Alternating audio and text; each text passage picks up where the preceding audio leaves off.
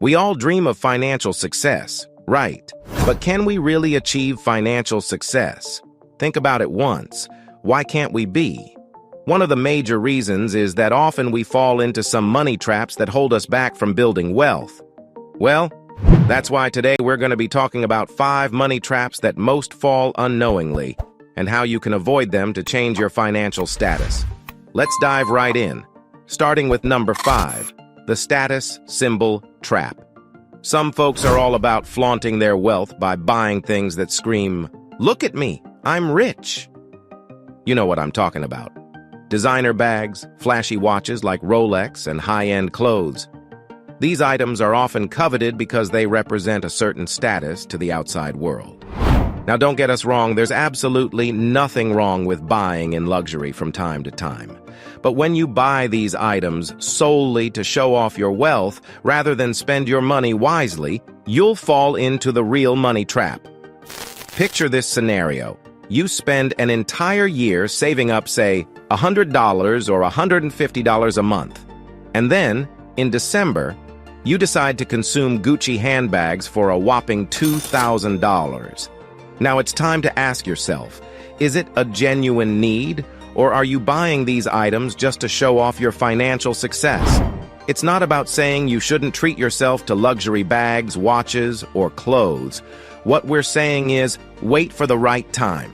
When you feel financially secure, when you've built a solid financial foundation, and when an expensive purchase won't hurt your finances, then go ahead and buy these things. But at that point, it's better to invest that money rather than show off that you are rich. Remember, it's not about convincing others that you're rich, it's about building real wealth. Invest wisely and save diligently, and when the time is right, you can go for those luxury items guilt-free. Number 4. The sale temptation. Picture this. You enter into a store and there it is, a shiny red sign that says sale. It's like a siren's call pulling you in. But guess what? Most retailers know the magic of that 4-letter word. They know we're going to buy things just because they're on sale. Here's a real-world example to drive this home. You see a gorgeous dress on sale, marked down from $100 to $50. But wait, do you really need it? Will you wear it often? Or is it just going to hang in your closet, feeling neglected? Now, here's another scenario for my online shoppers out there. If you notice your email inbox, you will see that your inbox is flooded with promotional emails and it seems like there's a sale every 15 to 20 days. But let's pause and think. If these sales are happening so frequently, are they genuinely offering you a sale, or is it more of a clever marketing tactic to get you to open your wallet? So, the key takeaway here is to question sales. Ask yourself if the item is something you genuinely need, or if it's just a fleeting temptation.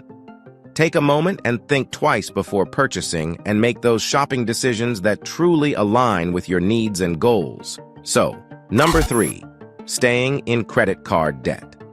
Do you know that every credit card company sets a minimum payment that you need to make each month to keep your account in the good standing zone? But don't be fooled. This is a sneaky trap. Why? The interest rates on credit card balances can be high, averaging around 18% and sometimes creeping up to a whopping 20% or more. And American research states that if you've got the average American credit card debt of about $6,194, and let's say your card carries an average interest rate of 61%. If you stick to that minimum payment of, say, 35, it would take you a whopping 17 years and 3 months to become debt-free. So, the lesson here is crystal clear. Don't settle for just the minimum payment. Aim to pay off your credit card balance in full whenever possible. It might seem tough at times, but trust me, it's a smart move that'll save a lot of money in the long run. Remember, folks, it's all about taking control of your financial future and steering clear of those money traps. By paying off your credit card debt faster, you're not only saving money but also freeing yourself from the shackles of interest rates. That's a win-win situation. Number 2, the luxury car. Picture this. You've got a bit more money in your pocket and you think, hey, I deserve to drive something fancy. So So, you talk with a dealership and there it is, the car of your dreams, fresh from the manufacturer. It's sleek, it's shiny, and it's looking luxury. But here's the catch. New cars lose a whopping 25% of their value in the first year and nearly half their value within 3 years due to depreciation. Now, here's where the money trap comes into play. Those persuasive car dealers often focus on the monthly payment, enticing you into thinking you can afford it. They offer tempting car loans and more, and it's like a web they weave to catch you in their financial net. But please, don't fall into this trap. Rather, here's a rule of thumb you need to keep in mind. Don't spend more than 10% of your gross annual income on the purchase price of a car. For instance, if you make $100,000 a year, aim to keep your total annual car costs under $10,000. Why?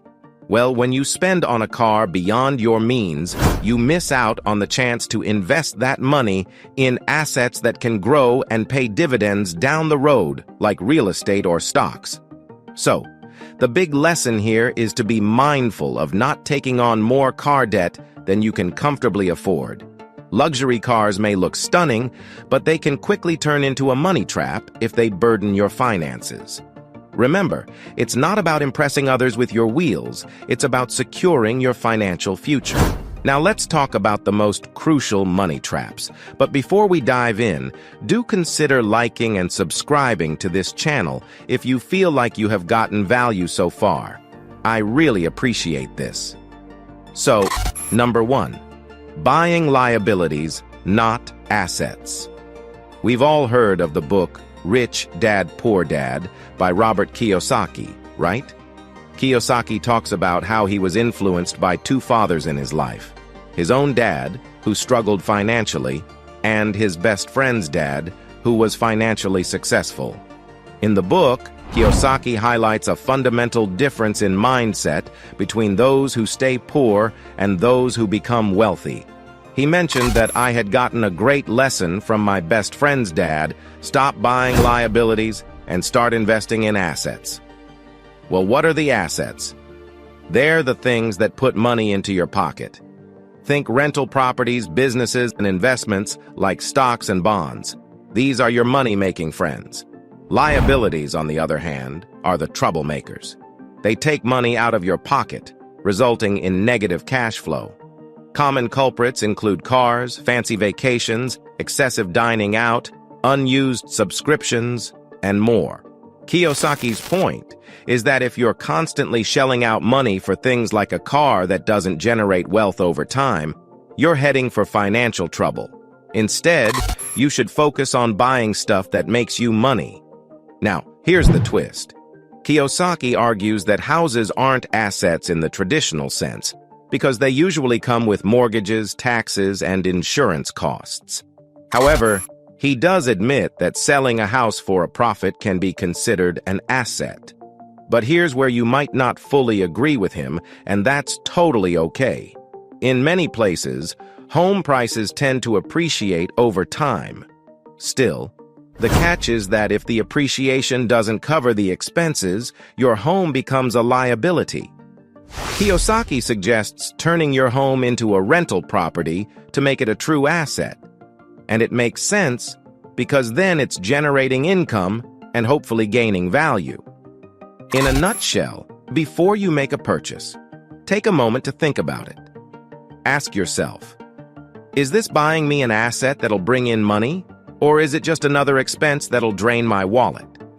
It's a smart way to navigate the world of personal finance and set yourself up for financial success.